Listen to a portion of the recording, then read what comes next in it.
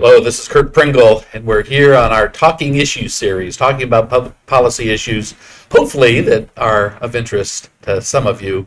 And today, probably one of the most pressing public policy issues people see, because it affects all of us in every way, is this conversion to electric power, renewable power, making sure we have power that's self-improving, self-generating, and ever constant. And renewable energy is something that's really a serious topic that we brought in a serious person to talk about it. There's a company called BayWa, BayWa, and they're one of the leading producers of renewable power in the world. Bloomberg and many others list BayWa as one of the 50 leading companies worldwide in producing renewable power and serving this area and addressing this public policy issue. So today we have Gordon MacDougall, the CEO of BayWa Wind LLC.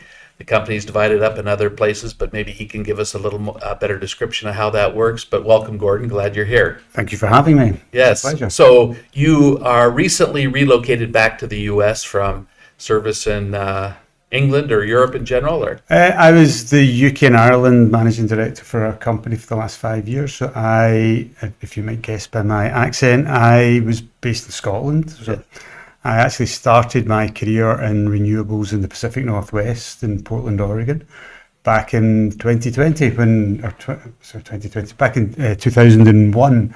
When I guess the first PTC was coming in and renewables was really kicking into its industrial scale. So I cut my teeth then and went back to renewables in the UK, and was very fortunate to get the chance to come back. Oh no, that is great, and we have some mutual friends, so that's good. I won't go any further because we certainly don't want to mention her name. But here's a simple question to start out with: What are renewables? What does that word mean, and why is it important? I guess it's an energy source that is sustainable and it recreates, and you get more of it. So you don't deplete it and you don't exhaust it. So it's not a fossil fuel, basically. Right. And I guess we were talking very briefly beforehand, and you can come into slight definitions of clean energy, sustainable energy, and various others. But renewables, we typically say, is the sources that don't have a primary fuel source. So wind and solar would be the primary renewable energy source. So it's not an interchangeable word with carbon free or carbon neutral, or even though it doesn't have greenhouse gas component or add to the CO2 issues, renewables fall into that, but not everything is interchangeable as a renewable.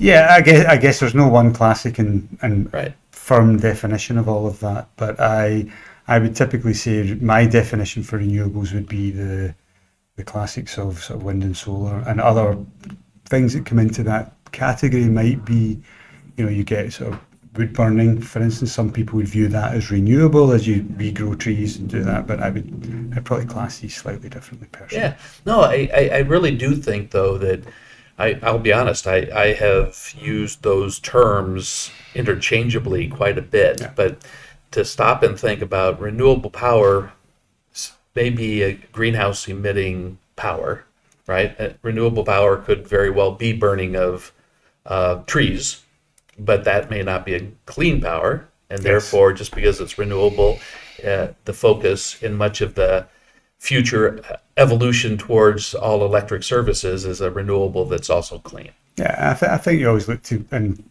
the energy transition is moving us to those sources that are both the cleanest, both the lowest cost, and both the most renewable and the best for the environment. So, and those two primarily are the two sources that BayWa is primarily focused on, and that's solar and wind. Yeah. So what do you do in that area? What does your company focus on in terms of renewable powers? I think for both of those technologies, in some ways I would view it as the piece that glues these together and kind of helps build in the flexibility is energy storage. Mm-hmm. So that comes in with all of that.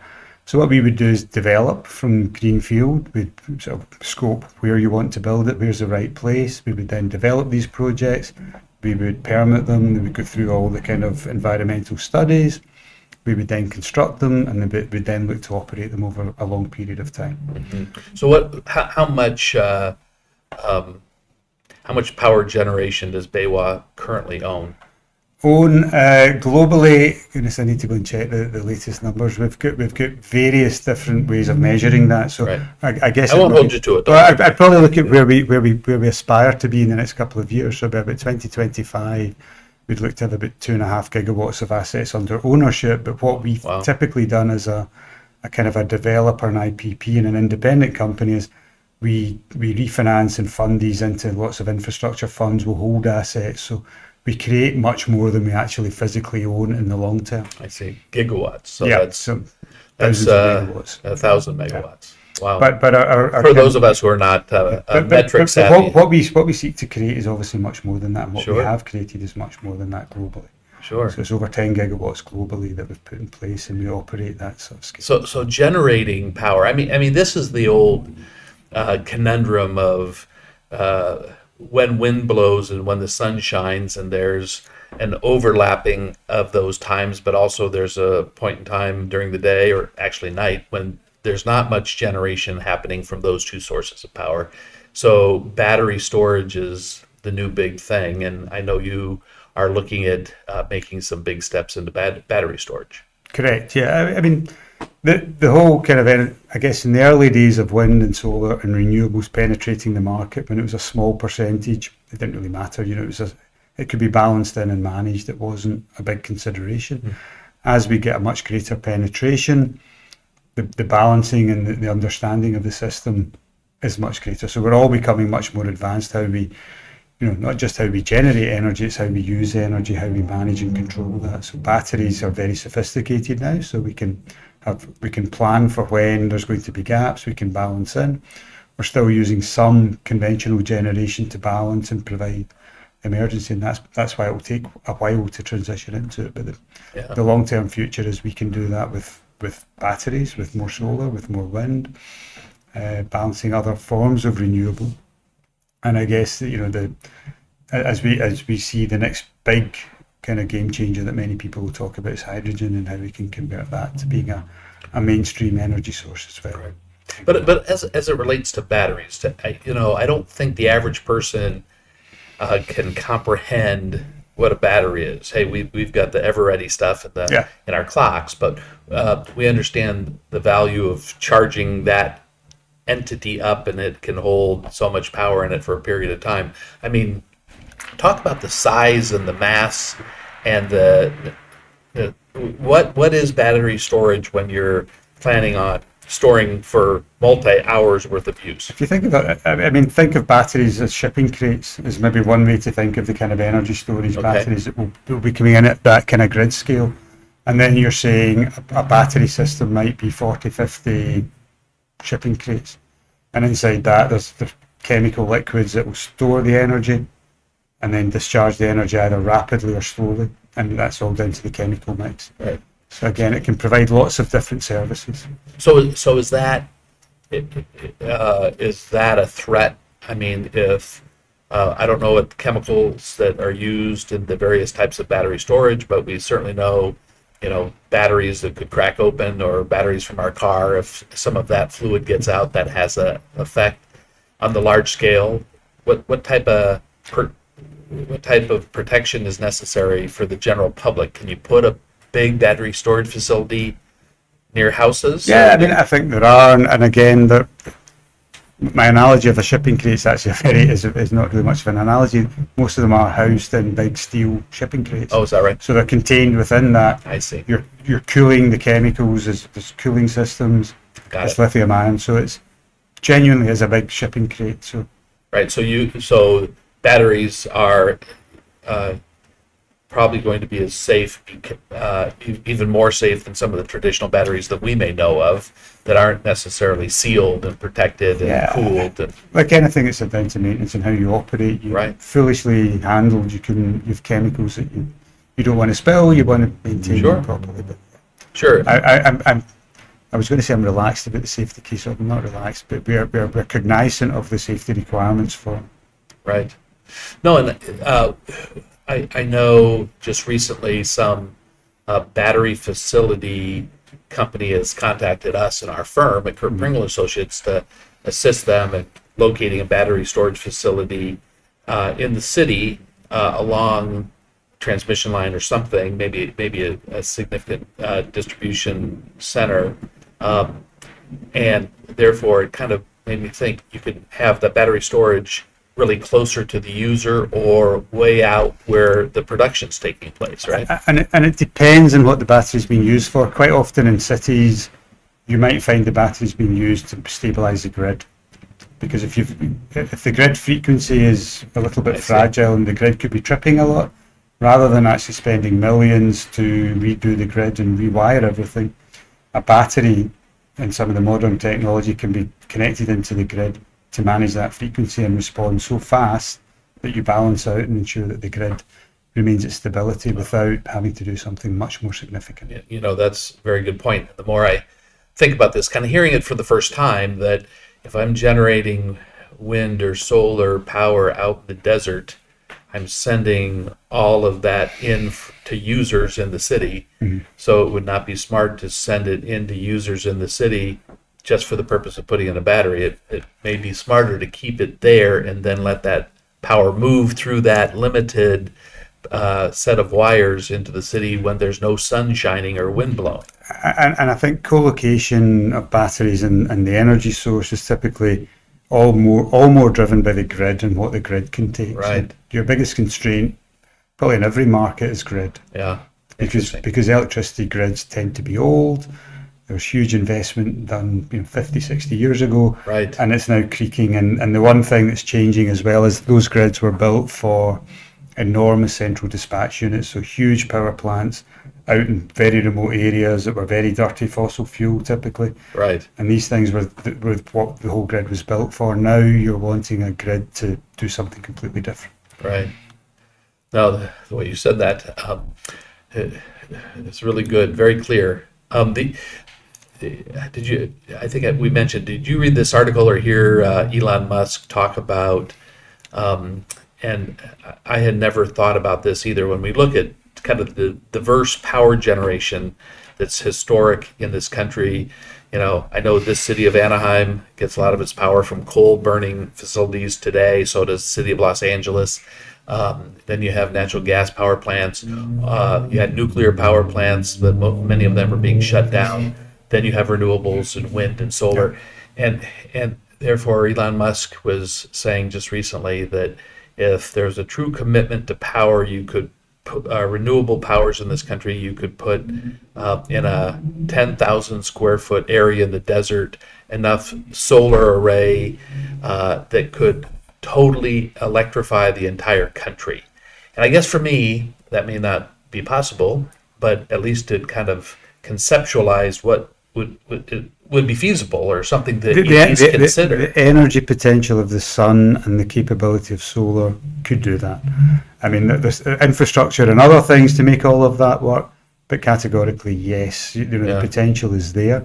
I'm going to duck the question and cheat by saying I think in meters squared rather than feet squared, so I don't know the answer. But that's good. That's my cheat. But I do think it's, I think we're all worried about our current capacity to generate electricity and to contemplate this huge jump to think about all cars or a certain number of cars, 80-90% will be electric, and then all the buildings electric and everything else that may have gas today would shift to electric. To even consider how are we going to get that much electric, for me at least, it puts it in a context that, okay, it might be doable, but there's going to be some environmental impacts. Yeah, to be honest, the bigger restriction in that's not the energy source. The bigger restriction is the infrastructure. Right. And actually, as you probably see, if you drive an electric car, how many charging points are there? Where are you going to put that? That becomes, as more and more penetration comes in, that becomes more challenging. Right. So that that infrastructure keeping pace with the energy sources and the technology is a big part. Yeah. Because the other thing that really drives that is there's no longer a huge economic penalty to pay to build solar, to build wind as your new energy sources. As you need new energy sources, these are the best value. Mm-hmm. So I have enough information to be dangerous. So I know there's two types of solar primarily. One is the photovoltaic type, which is on people's roofs primarily, and in many other generation places. Others in California at least, there was the solar thermal where you heat a bunch of water that creates steam, and then you turn the turbine that way. So today, is solar mostly photovoltaic generation? Mostly, yeah. And again, it's really the technology enhancements have just been incredible over the last 10 years. It's the cost of that has come down so much. Right. The performance, the cost of energy really is, I guess, the biggest driver is significant. It's come down by such an order of magnitudes. It's quite scary. When it used to be a very expensive technology, it's now one of the cheapest there is. Really? I know there's a number of people that are fearful about, China dominating the production of solar systems. I mean, is that what you see? Globally, without question, they do. There's a lot of kind of controls and constraints, and both here and in Europe, there's kind of market challenges with that. It's certainly driven the cost down. We are very conscious of that for a number of reasons, and in terms of just ethical reasons of where it's coming from and how it's produced. We're very careful about that. The one benefit for the US has been the Inflation Reduction Act that has certain enhancements where you have local content, and we are very proud. We've recently signed a domestic content contract with Meyer Burger to build. I can't now remember the exact number of megawatts that we have in it. I think it's 1.5 gigawatts of power that helps underwrite them building a manufacturing facility in Arizona. I see. So things like that really drive in local content, long-term sustainability, jobs, and a commitment to that energy security for the whole of the US, which is, I think, a big step forward. Yeah. And that kind of certainty of things like the Inflation Reduction Act. The one thing that does do is it's kind of the envy of Europe and others because it's giving slightly longer term visibility. And the one thing that's always suffered for most countries and why energy is always an issue is it's such a long-term asset class and it's such a long-term development class that it tends to, even at any single asset development, will go through 2 or 3 jurisdictions and terms of office. So you need long-term policy. Yeah. So for once you've got something that's longer than a year ahead, 2 years ahead. I see. So you talk about comparing to other countries. I know BayWa is operational in Europe and Asia, and maybe even some in South America. Tell me, what are the differences that you have seen, particularly you specifically in your experience in Great Britain, being there? What are some of the differences in terms of energy policy, but also environmental policy in terms of construction? I think most things are similar. I think would be probably where I would start. The underlying drivers and the economic case and the kind of the business case for doing it is the same in both markets. But you might get, I guess in the US typically it's called the 3 E's, environment, economy, and what's my third E? But and in the UK we'd call it typically the sort of the energy trilemma. Okay. And that's cost to consumer, energy security, and the environment. And between both markets, one of those 3 things is maybe always the number one driver, but they're all kind of there. Right. And I think for renewables and certainly for wind and solar, the argument I would always give is it doesn't particularly matter which one you're giving primacy to, it wins in all 3. So that kind of long-term part sort of drives that through. So that kind of similarity of need is there. Then the similarity of constraint is also there, where I think everywhere you go now, grid is your starting point. Getting things onto the kind of the archaic grid systems in almost every country is your biggest challenge. The grid is creaking, the grid is old, the grid doesn't have capacity to bring in the new generation, so everybody's kind of struggling. So grid is common thread. So being creative around grid solutions and how you manage that. Does the government own most of the grids in European countries? Most are kind of either state-owned or under sort of clear regulation. So they're regulated assets on a kind of a more regional basis. I suppose in the US you've got 4 or 5 grid systems. In most countries you maybe get 2 or 3. But they're all under sort of similar regulatory models. Yeah, that's interesting. I mean, that was one of the elements in California power deregulation that was passed in 1996, because a lot of that transmission system, which is the big power lines coming from production to the distribution networks, those were owned by individual companies, and therefore the access to their grid and where they chose to invest money had an impact on where power could be generated. So now that the Cal ISO is established, there's a lot more sharing of those resources because it's a joint public-private asset. And I think Cal ISO does a good job with that in terms of getting a longer term viewpoint. And I guess if I take the UK as an example, a regulator was driven purely by economic regulation. Mm-hmm. So when you get very long term investment signals, they wouldn't really go ahead of that. So it was all.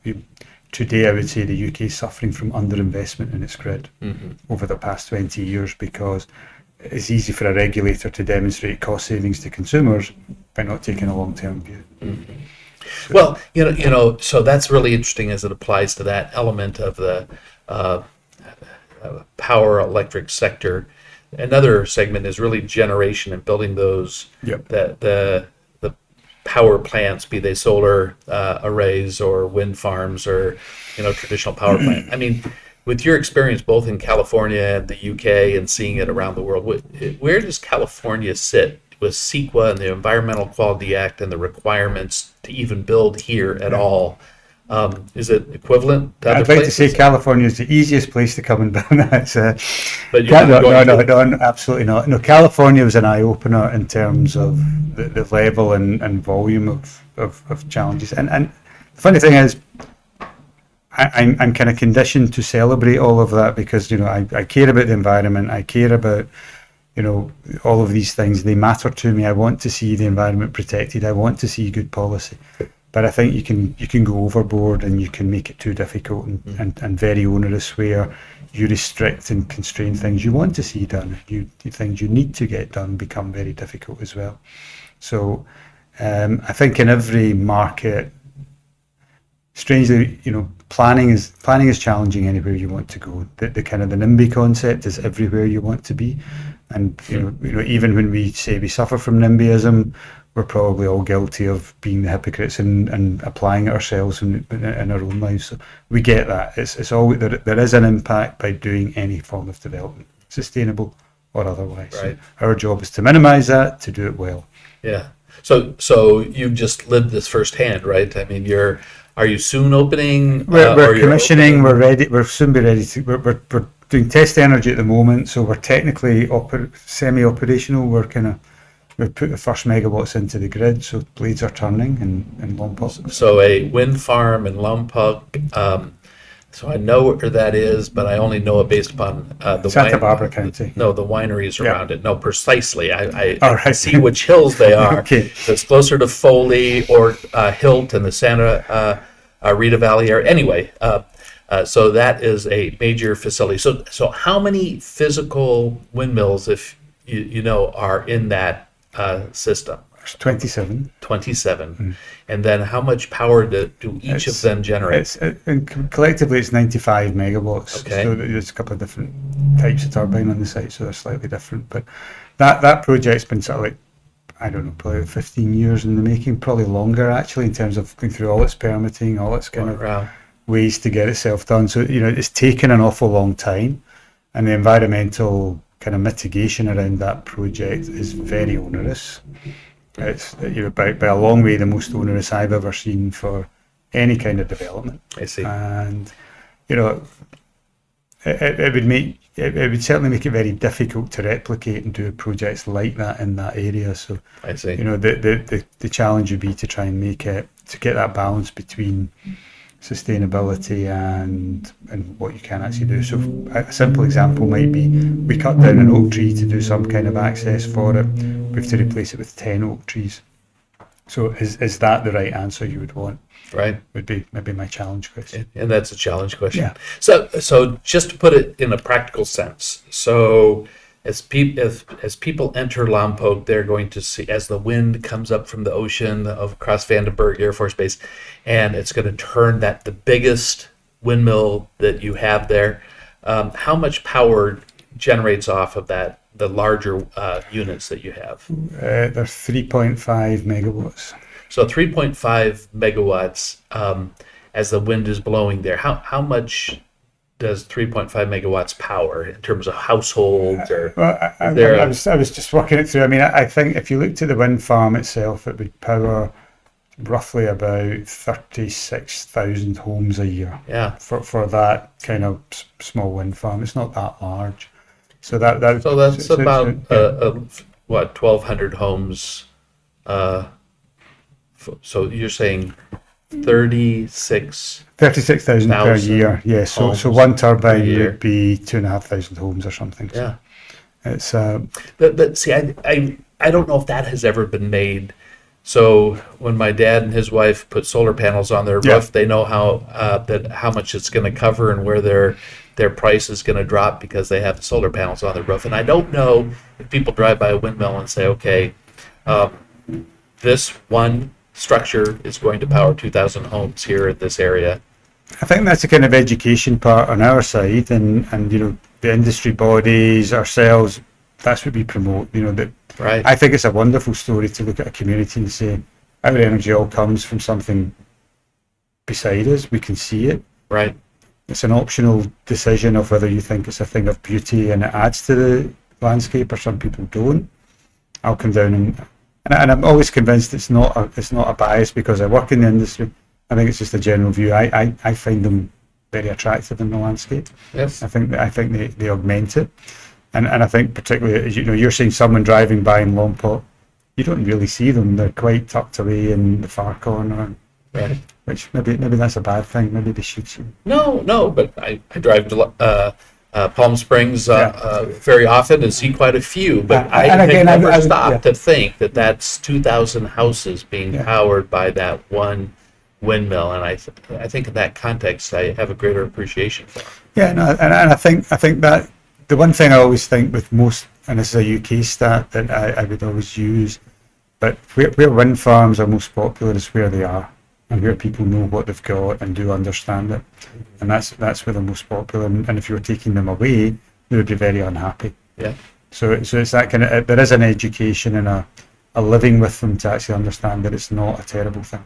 Well, it's very nice to spend time with you and get more information on this topic. Renewable power in the U.S. is a big deal. It's something that is a big issue today, but I think will be continuing and growing in its importance to our state and our country looking forward. So thank you for your contribution and being a part, and nice to be with you. Lovely to meet you. Thank you very much for having me. Thank you, Gordon. Okay, thank you.